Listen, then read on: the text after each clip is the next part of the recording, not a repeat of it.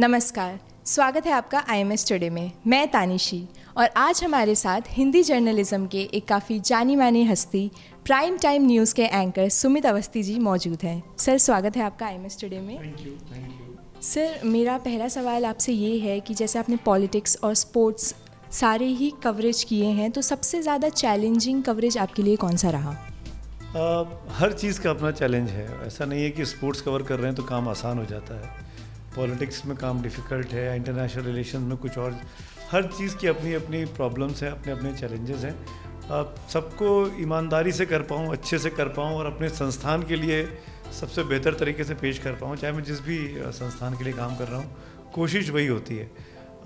For example sports में लगता है कि बड़ा आसान है कि आप टीवी पर बैठ के देख लो और कॉपी लिख दो, पर आज से 25 साल पहले ऐसा नहीं था। जब मैंने शुरू किया था, I started as a sports journalist Indian Express 97-98।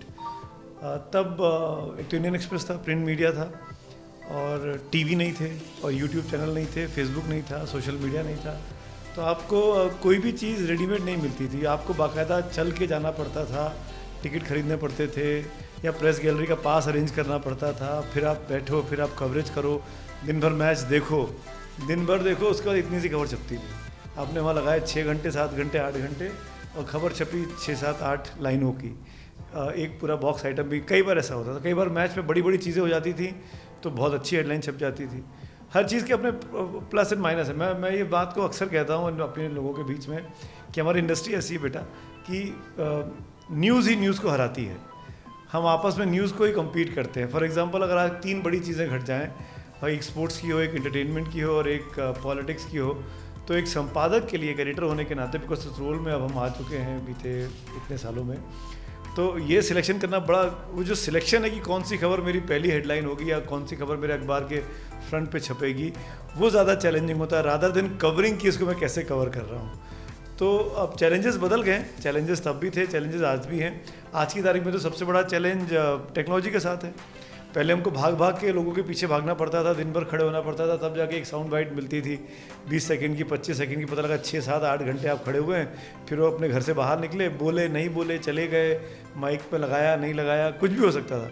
अब तो एफर्ट ही नहीं करना पड़ता। आप जब तक सोचते हो कि उनका रिएक्शन ले लें, वो खुद ही ट्वीट कर देते हैं, वो खुद ही फेसबुक पे पोस्ट कर देते हैं कि मैं यहाँ गया था, मैंने आज ये किया, या मैं वहाँ जा रहा हूँ, मैं यहाँ करने वाला हूँ।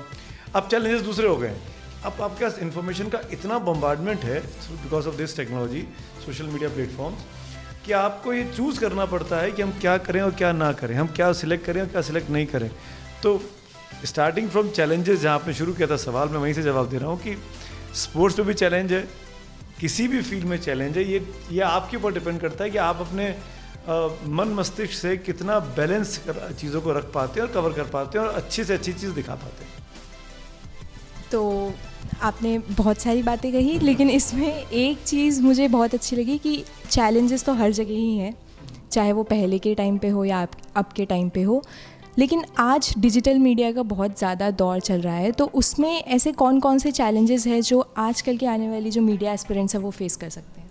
देखिए, बहुत लकी हैं आप लोग जो भी इस टेलीकास्ट को देखेंगे, इस ब्रॉडकास्ट को देखेंगे। मैं इसलिए कह रहा हूँ कि टेक्नोलॉजी की वजह से अब कोई भी चीज़ करना बहुत आसान हो गया है। Everybody is a journalist now, सबके पास स्मार्टफोन्स हैं और हर स्मार्टफोन का आदमी जो जिसके हाथ में भी फ़ोन है वो बहुत आसानी से जर्नलिस्ट है आज की तारीख में। इनफैक्ट हम लोगों ने एक चैनल में था, तो हमने सिटीजन जर्नलिस्ट इस पूरा कैंपेन चलाया था कि everybody is a journalist now. आप अपने इलाके की प्रॉब्लम करके भेजिए, शूट करके भेजिए, हम आपको दिखाएंगे। तो अब सबके पास स्मार्टफोन है। हिंदुस्तान में मोबाइल फ़ोन का पेनिट्रेशन 96-97% तक हो गया है। उस हद तक मोबाइल फ़ोन्स लोगों के हाथ में है और करीब 70% पॉपुलेशन ऐसी है, इफ़ आई रिमेंबर करेक्टली, जिसके पास स्मार्टफोन्स हैं। तो ऐसे में एवरीबडी इज़ अ जर्नलिस्ट ना हो। तो अब आप लोगों की जनरेशन के पास एक बहुत अच्छा मौका है कि आपको किसी न्यूज़पेपर में या न्यूज़ ऑर्गेनाइजेशन में नौकरी मांगने की ज़रूरत नहीं है। आप अपने आप में इन्फ्लुएंसर बन सकते हैं, आप अपने आप में क्रिएटर्स बन सकते हैं, न्यूज़ क्रिएटर्स हो सकते हैं। आपका इंटरेस्ट फैशन में है तो फैशन इंडस्ट्री से जुड़ी चीज़ें आप दिखा सकते हैं, बता सकते हैं। अपना यूट्यूब चैनल खोल सकते हैं, अपना सोशल मीडिया फेसबुक पे, व्हाट्सएप पे अपने वीडियोज़ अपलोड कर सकते हैं और पॉपुलर हो सकते हैं। पर उसमें एक दिक्कत है, ये काम जितना आसान है ना कहना कि मैं कह रहा हूँ और कई लोग सुन के हो सकता करते भी हों और करने भी लगें, पर वो उसकी ऑथेंटिसिटी तभी आएगी आपके उस ब्रॉडकास्ट की, आपके उस वीडियो की, आपके उस उस कंटेंट की जब आप जेन्युइन काम कर रहे होंगे, जब आप ईमानदारी से काम कर रहे होंगे, जब आप बैलेंस काम कर रहे होंगे। अगर आप बैलेंस नहीं हैं, अगर आप फेक चीज़ें क्रिएट कर रहे हैं, अगर आप वेल रिसर्च तरीके से काम नहीं कर रहे हैं, अपनी चीज़ों का आपने होमवर्क करके नहीं दिया है, केवल अपना ओपिनियन बता दिया है कि ये चीज़ अच्छी है, ये चीज़ ख़राब है, तो वो एक दिन 2 दिन जो आदमी देख सकता है। एक पर्टिकुलर सोच के लोग उस चीज़ को देख सकते हैं जो आपके मुंह से सुनना चाहते हैं कि आप इसको अच्छा कह रहे हैं, उसको बुरा कह रहे हैं। बट अगर आपको वाकई में जर्नलिज्म को फॉलो करना है तो ये बहुत ज़रूरी है कि आपका अप्रोच बैलेंस होना चाहिए। आप को ये बात का जज करना आना चाहिए कि इस खबर के इम्पैक्ट क्या हो सकता है। मैं इसलिए कह रहा हूँ कि हम बहुत ही सेंसिटिव टाइम्स में रह रहे हैं। ऐसी कोई भी चीज़ें हम कहते हैं सोशल मीडिया के माध्यम से वायरल हो जाती हैं और फिर सोसाइटी के अंदर हार्मनी को डिस्टर्ब करती हैं, पीस प्रोसेस को डिस्टर्ब करती हैं। तो एक ज़िम्मेदार ब्रॉडकास्टर बनने के नाते, इन्फ्लुएंसर होने के नाते मैं इनफैक्ट सब लोगों से बोलूँगा कि जब भी आप कोई वीडियो बनाते हैं, वीडियो डालते हैं, तो इस जिम्मेदारी को समझें कि आप क्या कर रहे हैं और किसके लिए कर रहे हैं।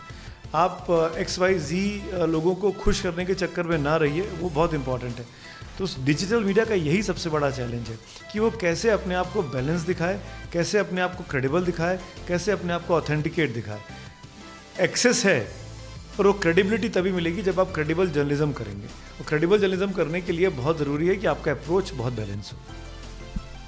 तो जैसे अप्रोच बैलेंस्ड होना चाहिए, लेकिन सर आजकल न्यूज़ को डिमांड की जाती है कि बहुत फास्ट बेसिस पे डिलीवर हो और एक्यूरेट भी हो। उस चीज़ में उस समय में जो मीडिया है, जो जर्नलिस्ट है, वो एक्यूरेसी, वो करेक्टनेस कैसे लेके आए अपनी न्यूज़ में? देखिए, ये ऐसा सवाल है जिसका जवाब ना मैं बीते 25 साल के अपने करियर में ढूंढ पाया हूँ, ना अगले 25 साल 30 साल तक मैं ढूंढ पाऊँगा। क्योंकि जब आप तेज़ चलते हैं तभी आप गिरते हैं, अगर आप संभल के चलेंगे तो आप नहीं गिरेंगे। तो जो आदमी फास्ट के चक्कर में रहता है वो एक्यूरेट रहेगा 100%, आई डाउट दिस। मैं थोड़ा सा ओल्ड स्कूल हूँ, फास्ट होना चाहता हूँ पर एक्यूरेसी को मिस नहीं करना चाहता हूँ। तो मेरी प्रायोरिटी एक्यूरेसी रहती है कि मेरा ब्रांड, मेरा चैनल, मेरा प्लेटफॉर्म जो है उस पर गलत खबर ना चले, भले ही 2 सेकंड लेट हो जाए, भले ही 1 सेकंड लेट हो जाए। क्योंकि एक बार अगर आप गलत खबर चला देते हो तो न सिर्फ आपको वो चीज़ परेशान करती है कि मेरे चैनल पर एक गलत खबर चल गई या गलत फ्लैश चल गया, वो आपको तो डिस्टर्ब करती है, वो आपके साथ काम करने वाले 200, 300, 400 जो बच्चे हैं उनके करियर पर भी असर डालती है, डायरेक्टली और इनडायरेक्टली, कि आपके चैनल ने वो गलत खबर दिखा दी थी। आप कहीं सोशल गैदरिंग में बैठे हुए हैं, तुम्हारा चैनल तो वो दिखा देता है, फिर तो माफ़ी मांगते हो। तो वो जो चीज़ है ना, वो आपको हैमर करती है, परेशान करती है। सोशल मीडिया के ज़माने में हम रह रहे हैं, स्मार्टफोन के ज़माने में रह रहे हैं, तो न्यूज़ ब्रेक तो आजकल होती नहीं है। न्यूज़ एक्यूरेट होनी चाहिए। ब्रेकिंग न्यूज़ का ज़माना ख़त्म हो गया है। Everybody has a mobile in their hand and everybody is creating a news out here. आज के लिए बस इतना ही। आगे की अपडेट्स के लिए बने रहिए IMS टुडे के साथ। मैं तानिशी, कैमरामैन शुभ दीक्षित के साथ। धन्यवाद।